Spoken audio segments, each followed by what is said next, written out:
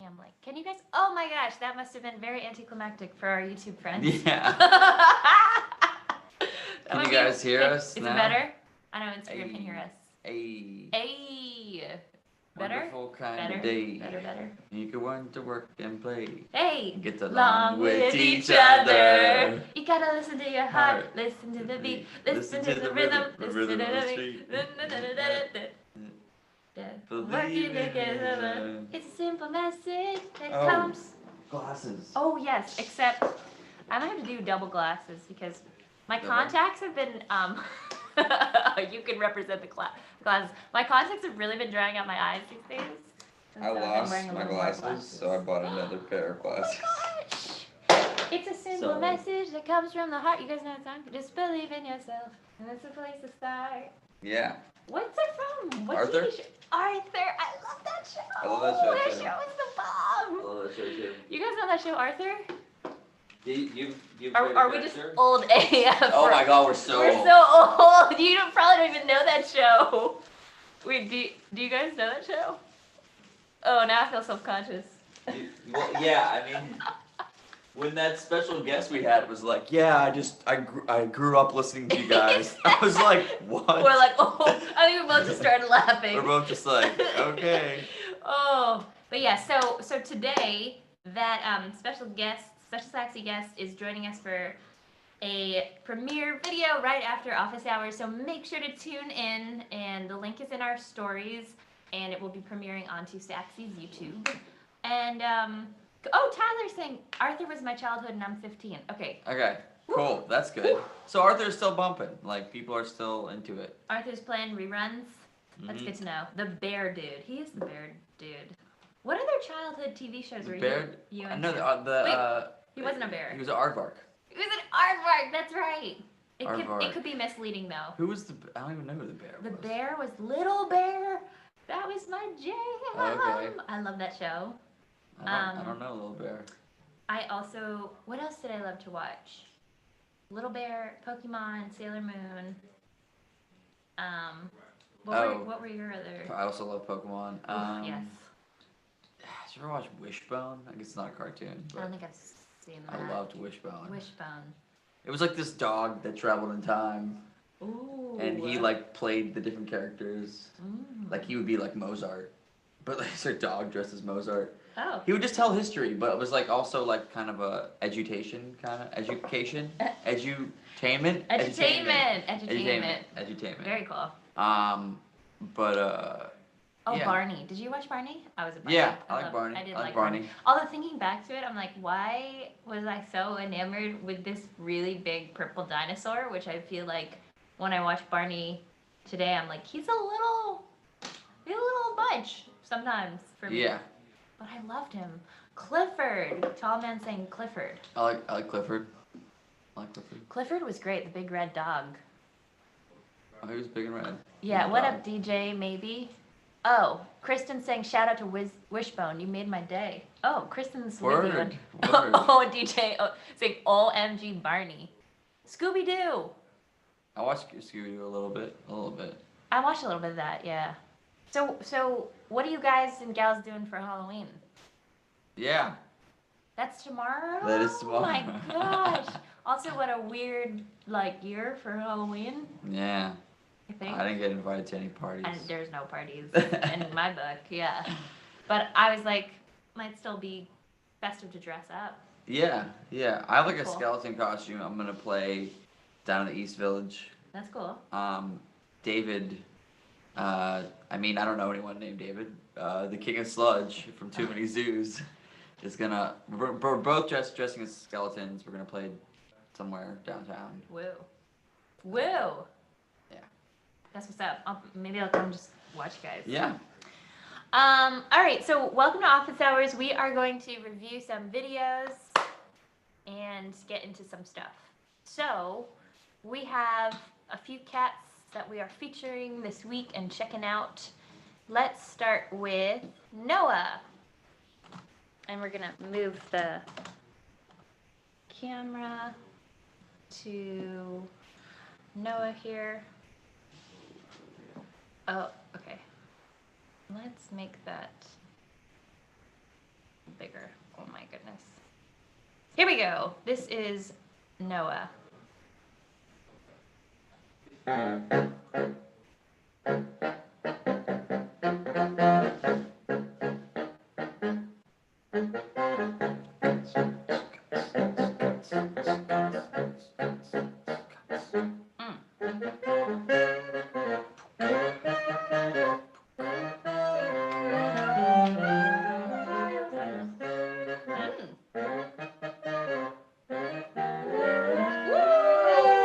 Yeah, dude. Nice. That was nice.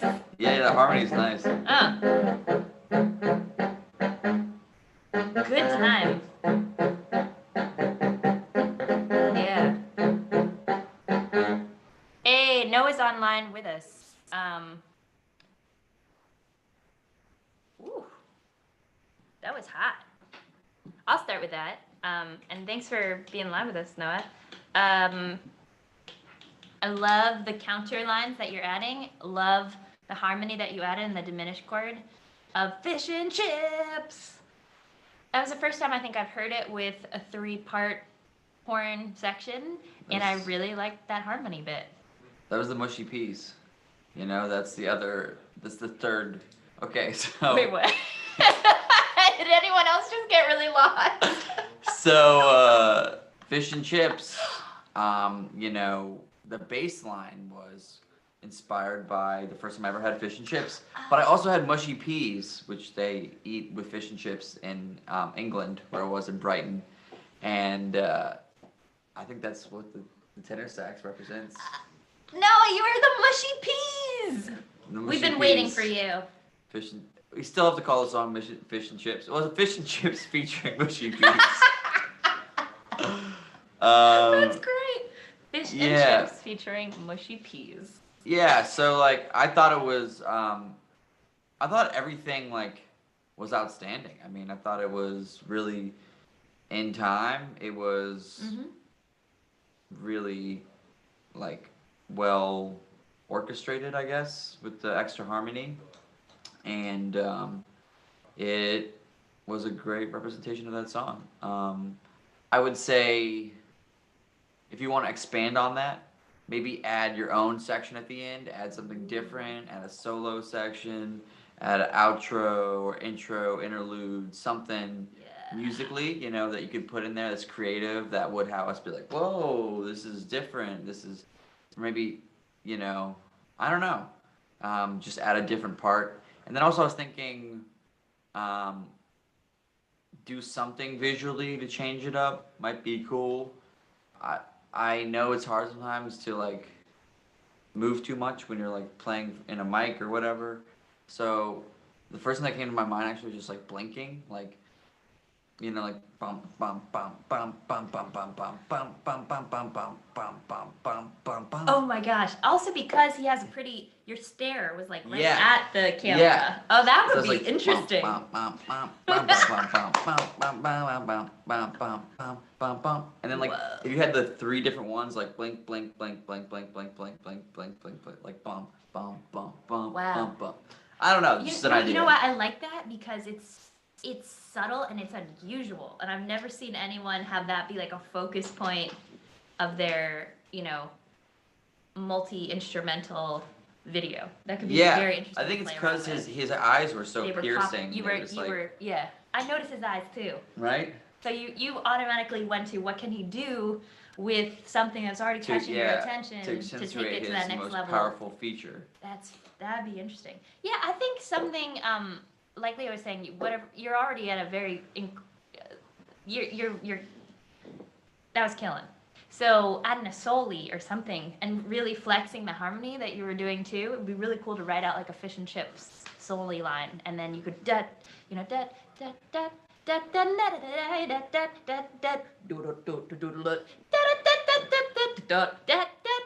you can have so much fun with your low end, you know, playing the pop and low notes, and then you can harmonize the top stuff. That could be a great thing to just write out too and practice and shed. Yeah. Oh my God, John! Sent us a tip.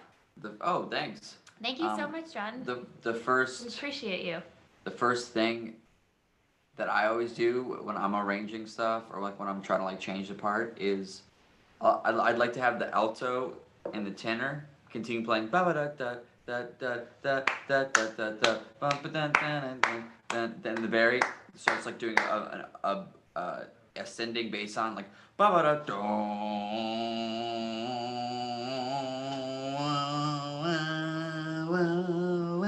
something like that. Ooh. Does that make sense? We could show them. Yeah, okay. Do you want us to get our saxes out? Let's see some lights. Come up here. By the way, John, thank you. John said, you aren't old. I picked the sax up because of the two of you at 52. Woo!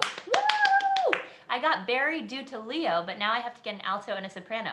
Now I need consistent practice. Barry takes a lot of lung capacity. Love to support you. Thank you so much. That's like do you an extra, that's the coolest news. I have the Isabel. Oh, the horn. Yeah. Okay. Nice. Does anyone want to see these axes come out? Let's see some saxy hearts. I see a few. I see a few. Oh, here they come. Here they come. You gotta give us more, you guys. You gotta give us more hearts if you want to see the saxes come out. Come on. Let's pump up. Let's pump up before this video premiere. Okay. You want to see some sax? You want to see some cash?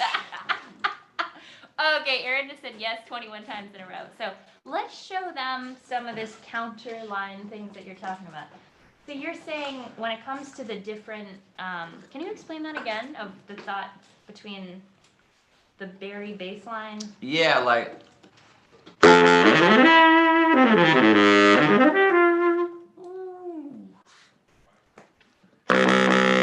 Oh, yeah. Yeah.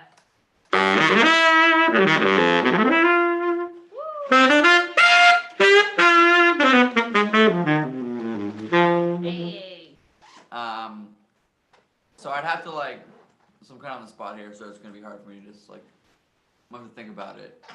But you're watching us think real time. Think real time. So just keep on playing that one part over and over and over again with me, and I'll figure it out. The melody? Yeah. Okay. Yeah. I got a new cork. Yesterday, everyone. Shout out to Tomoji, who's an amazing Yamaha. He's on the Yamaha repair team, and he's a master. You know what? I really need to go to him soon. And he asked if I need a new cork because mine was basically so thin that it wasn't even my mouthpiece was all the way pushed in. So then what you have to deal with a new cork is you got to make sure the tuning is, the tuning is all set because your mouthpiece will then be on a different part of the cork.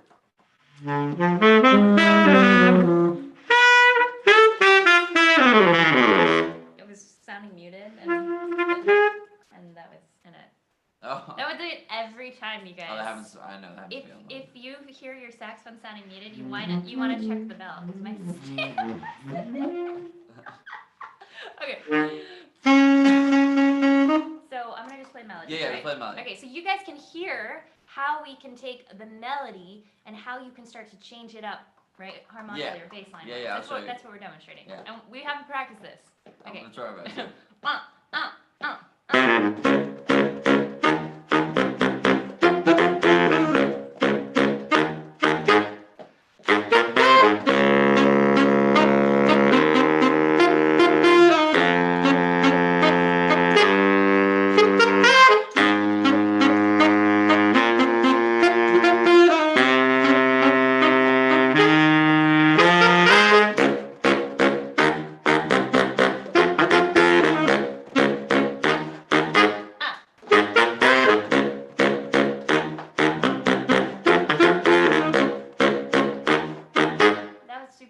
It's a little different, Add some, and if you had a band going, your drummer could be building up. Maybe now Leo could play, if you play that melody, I could do a little, again, I haven't thought about this, but a top line, a solo-y thing that you might want to write out and integrate. This is just what I'm thinking on the top of my brain. Yeah. Okay.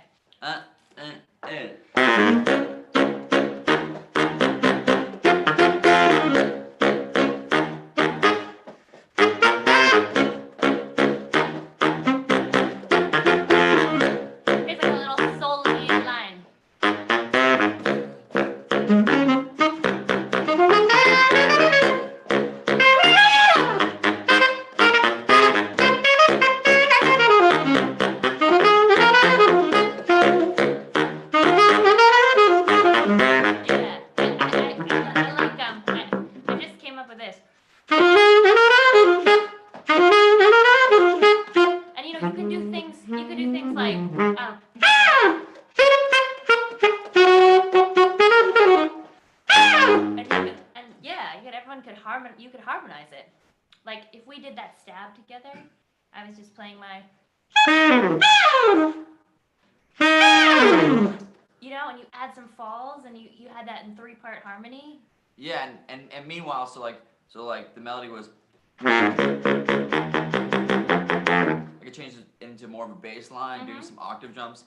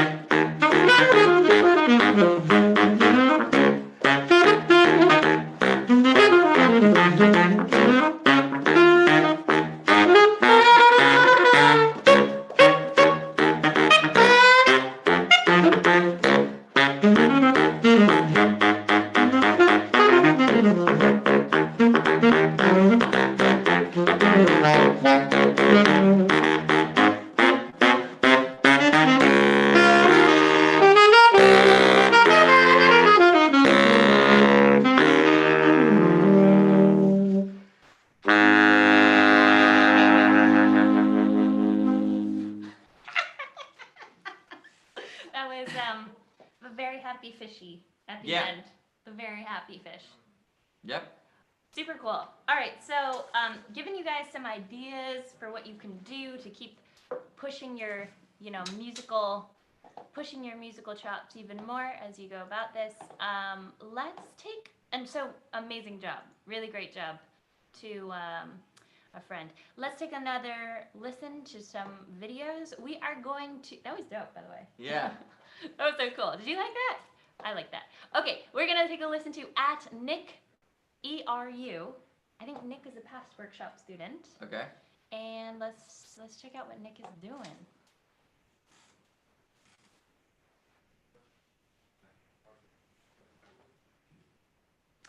Here we go.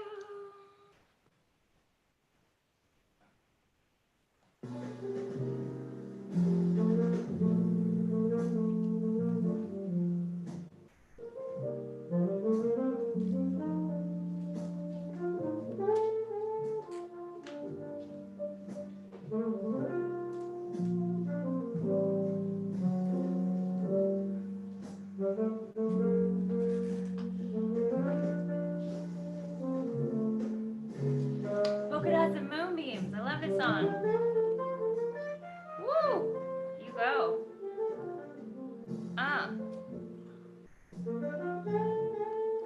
Beautiful tone.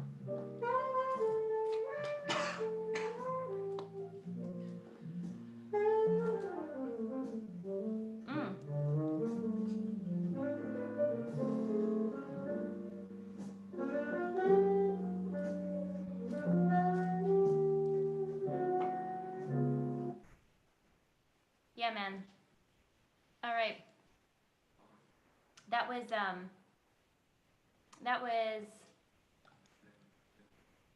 let me find his screen name again.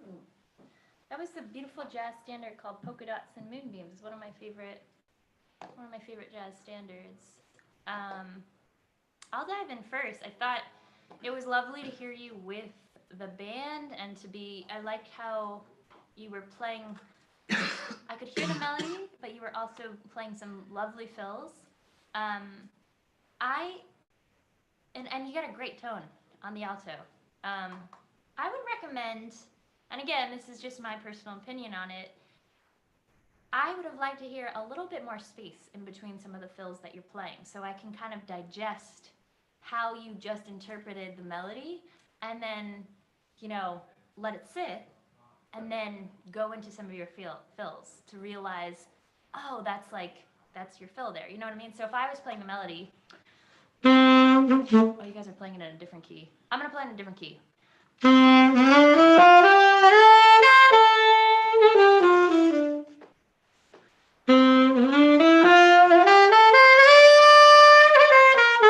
All melody here.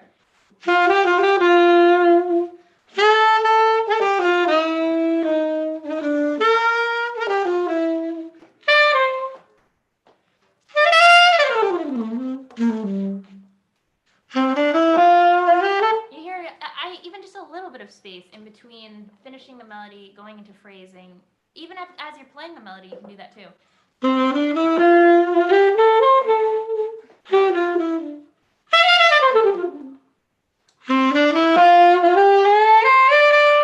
I would play around with that. You're already playing at such a high level, and yeah, I could use just a little bit more space within your phrasing. But beautiful, beautiful job. I thought it sounded nice. It was cool. I feel like it could have been more entertaining or eye-catching somehow. One way is just more engagement with the camera. I feel like I was just watching someone's rehearsal, and I was like, shouldn't have been there. Like, I was like, oh, sorry, close the door, you know? You want to make the people watching feel warm and connected to you. So engaging the camera, not looking at music stands would help a lot. Oh, yep, this is something we've talked about Yeah. a bunch in the past. You know, just memorize the song, get everybody to memorize the song. I promise it's not as hard as it seems sometimes. And also, well, I guess you had the song memorized, but there's some people in the back looking at stands. Anyways, try to avoid that as much as possible. And also, okay, so here's some ideas. Maybe just have a ton of stuffed animals. The whole room is filled with stuffed animals, looking at you like they're the audience. That coming. You know? Oh, looking at you. You like, mean to practice playing in front of... No, I'm saying just to make the video more weird and zany. Oh, to have it in the video. Yeah. And you could totally set that up in the practice room. Yeah, that's what I'm saying, is like having tons of stuffed animals around. Okay. You know, might make it... I feel like it would give some comedy to that, because it was just a little dry to me, you know? Because to me, it's like everyone was pretty serious in the video and pretty, like, you know, reserved. So if you had something in the video that was kind of the opposite, you know? That is fascinating. Some creative direction everyone's here. wearing like super baggy clothes and like backwards caps, and they're just playing that, or like pirate costumes, or, you know, I mean, you don't have to do something super ridiculous, but just something to change it up a little bit. Wait, he said it was his first year exam. He's on with us right now. Oh, okay. Oh my God, your professors would be like, so even more reason to have a room full of stuffed animals, right? Okay, so that makes That's sense. a little bit more of a serious. That's a little bit more of a serious thing. Serious. I mean, I don't know where professors are, but you can still engage them more when you're playing. I mean, I don't know where they are, but or engage the camera or something. Movement would be nice. Possibly walk to the piano player and interact with the piano player. That would be really, yep. You know, or yeah. I'm just going to interrupt you for a second because I love that idea. It will also help your band members connect with you, you know, because every time you look at someone, every time you have an interaction, you're having like a human moment, you know, and that anything that everyone can just be together more and interacting is amazing. Yeah. Anyways, you go on. I was just interrupting. Yeah, so that's basically it. Something to make it slightly more entertaining. Yeah, those are great ideas. You know, here in Too Saxy School, we're always bringing you guys thoughts about the performance and the stage performance, your musicality, your playing, creative direction. I mean, all of these things are so important if you want to level up your presentation, your playing, and they all need to be shed. Oh, okay, I just had an idea. Okay, here we go. You get our real-time thoughts, people. What I'm thinking is you have a friend dressed as like Freddy or Jason, and they jump in the window. Like there's a window in the back, and like in the middle of it, they just jump up, like, you know what I'm saying? Like a Halloween thing.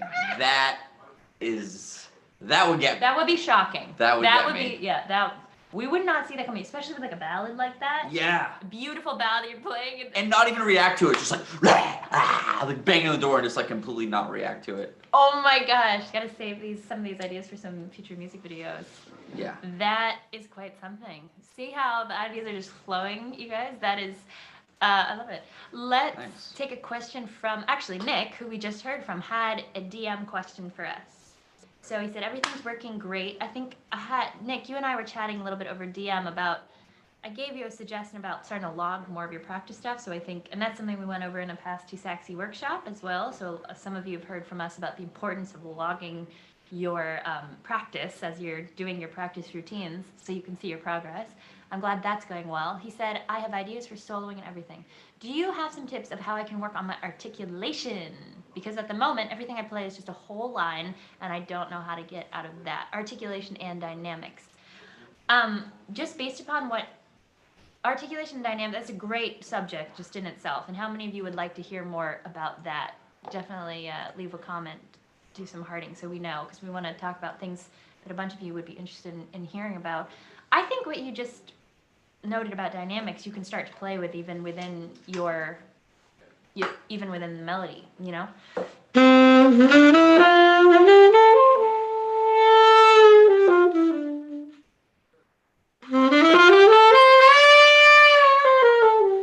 hear how there's like ebb and flow there, just dynamically? And as far as, I'll just put a little idea for articulation, that thing I was mentioning earlier of just pausing, adding more space. Space is articulation in itself. There's so much to get into there, but I would just start even working on some of those elements. Yeah, I mean, I preach the breath attack. It's a new age thing. For the modern saxophonist. You gotta burn some sage and incense. Yeah. With the new age breath attack. Exactly. It's kind of a new age technique. It's more like an herbal kind of thing. An herbal concoction? Yes. You know, if you do the breath attack first thing in the morning with your herbal tea, you'll really be on your way to optimal health. Yeah, so I start every note with the ha, ha, ha, ha, ha, like pushing. Yep. I like to rest my tongue as much as possible, so I try to articulate with the breath as much as I can, because your tongue is only going to be so strong and only be able to take so much. I can't go too deep into the breath attack thing. I will teach it. Most definitely, most workshops I do, honestly. You've gotten deep into it. I go into it a little bit. Yeah. And I guarantee I will again. Yep. I guarantee I will again. Yeah. And it takes about 15 minutes. It's just I can't really go into it right now. But I think even just, hearing about that, the name, and those of you who've heard Leo talk about that in the past can review it as well. I've started to work with breath attack too, and it's honestly such a great thing to practice, even if you decide not to use the breath attack, or you decide to, you've got your own way of articulating, to learn all the different ways and to play with them, and then you might pull it out sometimes. It's great. It'll help vary things. It'll help you learn a new way of approaching. I tried double lip for a while. It wasn't for me, but I know some people that are amazing that do double lip. Yeah, it's hard to keep the double lip embouchure. Oh my god, it hurts so bad. But I've heard from some people, and do not quote me on this because I don't know if it's like actually accurately correct, but somebody said it's actually better for your jaw. Oh. Like there's actually less pressure when you're doing a double embouchure. I'm sure. Are you embouchure? I'm embouchure. Let's hear from one other person today. This is great job, by the way. All our past video reviews, really very exciting. This is at Jazz by Miguel, who's going to play a little something for us. Let's see what you have in store.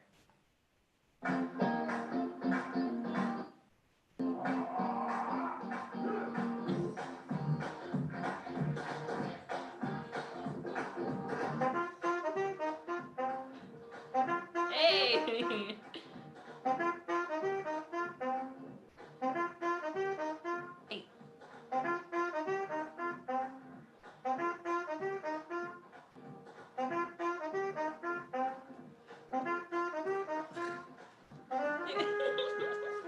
Hey! Hey! Tequila! I love how he ended it right there, just in time for us to say tequila. All right. What do you think? That was the first song that I played with my first band that I put together in middle school called Green Eggs and Shoes. That was the name of your first band? It was called Green Eggs and Shoes, and we played tequila. And our first gig was at a bat mitzvah, and we played tequila 3 separate times. Oh my gosh, I had an all-girls band when I was 12 years old. Our name was Blue Infinity, and we also played tequila. Wow. Yes. Yes. Wow. Blue and green. Blue and green. Oh, that's great. That's great, Miles Davis. Yeah. And yeah, so I remember we played. Yeah, I remember we played this at this bat mitzvah. It was our gig. I was 13 years old. We played this gig, and I remember we opened with tequila. Then like halfway through, we just like played tequila again, and then at the very end, they requested tequila. Oh my God. Is it because they heard you play it, or they thought you hadn't played it? I honestly don't remember, but I think it was one of those things where they were like, we just want to hear tequila again. Did you play it in different keys? No, definitely. I was not there with that. How long had your band been together before you guys played your first bat mitzvah gig? I mean, we had just kind of messed around in the practice in the band room, like in the mornings, maybe like a month of like every few days. We just kind of just play. We just like jammed before. We would just annoy our teachers and just jam. Was it a paid gig? Yeah. How'd you get the gig? I got the gig because I was kind of like, I knew a lot of, there's like a big Jewish community in Pittsburgh, especially in this neighborhood called Squirrel Hill, which is very close to my neighborhood. Squirrel Hill, I like the name. And I knew a lot of people, and I was like starting to get into like the klezmer scene a little bit. Okay, yeah. But I would do like the traditional, like challah, or I don't want to mess up the pronunciations, but I would do like the more traditional kind of, klezmer stuff. Mm-hmm. And basically, this woman asked like, well, I want something, because I was like much better at clarinet at that time. Mm-hmm. This woman asked me like, oh, I want something like more like fun for this bat mitzvah. It's more of like a party thing. So And how old were you? I was 13. 13. We're So I was talking like- about first gigs here. So I was like, yeah. So I should say, I had gigs on clarinet before that gig. That was my first. Oh, that was my first gig on sax. In that band. Green Eggs and Shoes. Green Egg and No. I had played some klezmer stuff with other guys. Okay. Then she asked me specifically if I had more of like a party band. Okay. And I was like, yeah, I can do that. Because the guys I was playing with like klezmer stuff with was like, it was like classical guitar and like fiddle. It was not like, a fun band. Yep. That's not fair to say, sorry. It was fun. It wasn't like a party band. Yeah, they might be watching right now. Yeah, they were like Baba Baruch that kind of stuff. You guys, let's just say you probably weren't playing tequila with that band. Yeah. So, because I had played gigs on clarinet before that. Okay. The first gigs I did was with my dad. How old were you your very first gig? And then we'll get back. We promise we're gonna get back to this video. It depends on how you define. Like your first paid gig. Playing music. Playing music. Playing music. I guess. What age would you be in 5th grade? You would be probably 11. 11. Okay. Who's 11 here? Anybody 11 years old? You should already be working. But it's kind of. I was 12. It's kind of no fair because I was a gig with my dad, so. But he hired you. He did hire me. So there you go. 11, He did hire me. 12. If we get some 11, 12-year-olds, you're But already be hustling, the making first some money, playing some gigs. Acting gig I was 4. Oh, shiznit. You were acting at 4? Yeah. And you had a paid gig? My dad's play, yeah. In your dad's play? Yeah. What was your role? I was a cherub. You must have been so cute. I had little angel wings. Oh my god. I was a cherub. And it was for what was the performance? My dad did a lot of kind of like experimental theater Super cool. It was, I can't remember what that specific one was about, but he did a lot of different. Like one time he did this play that was like based on Macbeth, but like it was like also he was selling a house that he had just like because my dad did like plaster and drywall and like refinishing houses, so he was also selling the house. So what he did was he had a play like in the house. So you like go in the house and you'd be like, oh, here's the kitchen, here's the blah blah. And there'd be like a scene going on. Ooh. Like someone would be in the kitchen and be like, what? You're gonna say that? And you didn't know who was. It was an open house play. Oh, that's so him. So everything my dad did was like that. Like one time he wrote this sax quartet where part of the song was like they stood on these four corners and every time the light changed, like they moved to the next corner and played a different part of the song. That's friggin' hip. So like everything he did was super like experimental. I can't remember honestly. I don't remember even being four. Yeah. But I just remember seeing a video of me. As a cherub. As a cherub, yeah. Oh, I love it. I love it. I was on a tricycle. I was a cherub on a tricycle. So, for our youngsters out there watching, y'all can be hitting the performances, gigging.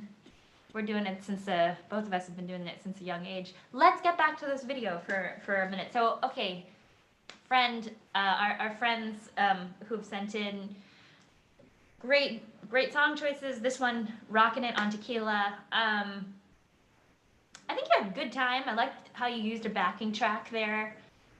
Because you just had the video set to your horn, which is, an artistic statement in itself, I was kind of thinking it might be a cool thing if at certain moments you, like, shook the horn, especially to go with the music,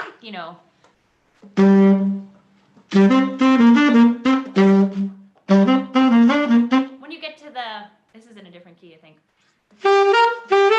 If you get to that part, you could go.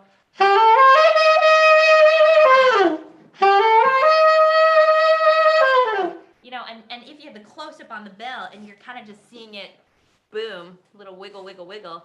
And then maybe during the hits,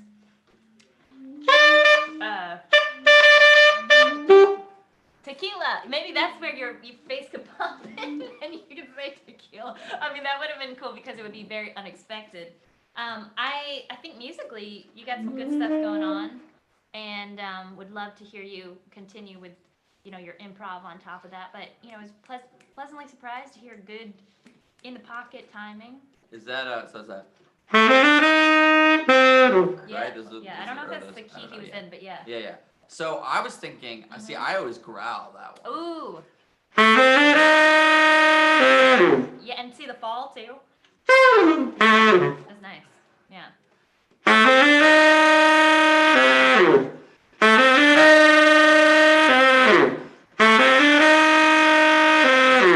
You know what I mean? Yeah. Get that real. And it adds another layer of intensity as you go to that, I don't know, bridge or whatever they call that section. Yeah. Dig. I don't know how to do that, but it was cool. Dig. What's up, Jeremy? Our past TA's in the house. What's good, dude? Pop, bro. Any other thoughts for him on tequila? Just good song selection. It's a really simple one that people know. Yeah, that's great. I mean, repertoire is a big thing. Yeah. Picking songs that resonate with you, resonate with people. If you're going to be playing gigs, you want to have X amount of repertoire that people know as well, especially if they're parties. So I recommend, and actually, to Saxy in our past workshop, we talked to students about this, about creating your repertoire list. Yeah, tequila's a good addition. That's a good one. Yeah. Mm-hmm. And don't I always worried about songs not being complex enough. Mm-hmm. I'd be like, tequila, it's so there's like 2 chords or whatever, and it's so simple.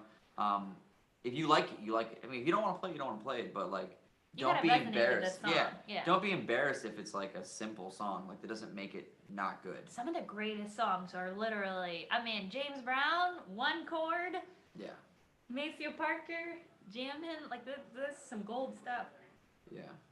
I also think that if anybody is thinking that a song is too simple, it's good to reframe your headspace about that, but you can also focus on so many other elements that are fascinating. Rhythm, groove, lines. Like, I personally love to dig into simpler chord structures to be able to focus on other aspects, like rhythm, like phrasing. Where sometimes if you have so many chords, it's hard for the brain to focus on that. Yep. Like playing a really rhythmic solo over giant steps, there's a whole lot of other stuff going on, so but if you're on tequila, you can just boom, focus on that. Yeah, totally. You can just, I don't know, changes give me anxiety, so. Changes are a whole another conversation. It's not really my pick. Heck. I can do changes like if I'm playing a concert and I'm like, say I'm playing 10 songs, I want 8 of them to be very vampy mostly, and I want like 2 of them to have some actual changes. That's my breakdown. Oh, interesting. You That's have my a breakdown. calculated... If the whole show is vamps, I'm like, I don't know, it's not really enough. But I like having some changes, but or just like I have it like having like really quick parts that have a bunch of changes. But yeah, I like personally when I'm writing songs, I like to think about where I just want to like build on one chord, and then where I do want to have those changes. And sometimes I'll integrate, say 4 changes in a row in a vamp to build up dynamically and then to go to another chord. But it is good to think about different flows of how much you want to sit on one chord versus, especially when you're writing, and you can, figure out what you want to say. Cool. So everybody, we are so happy to get some new submissions from videos. If you haven't sent in, please send in to our Instagram at We Are Too Saxy. If you want to see us review your video, that's the place to send it in. And we're going to be back with Office Hours, but today, in 15 minutes, in 10 minutes, we are premiering the Too Saxy video with our Saxy friend. So please, please, please stay on with us, watch it, comment, spread the Saxy love. I think this is our first Too Saxy collaboration with another Saxy. Is that true? Yep. So it's kind of it's an inaugural Saxy moment. Yeah. And some of you know who our Saxy guest is, and some of you, I think this might be new news. So we'll all find out. It's premiering at noon ET in 10 minutes on our YouTube. We are going to watch it. We will be there in the comments with you. So say what's up, share it with your friends. Anything else you want to share with them? Can we do like a really quick jam? Let's do it! Is that possible? Does anyone want to hear a jam? Since we're like together and I don't know, to be honest, this Barry sax is just really nice. It sounds great. Just really... Anyone want to hear a jam? Oh, no hearts. I guess we shouldn't do it. Oh, no. Well, we'll put them away. No one wants to hear it. No one wants to hear it. No. Okay. Oh, okay. Oh. Did you guys want to hear a jam or not? I mean, Oh! There's the heart.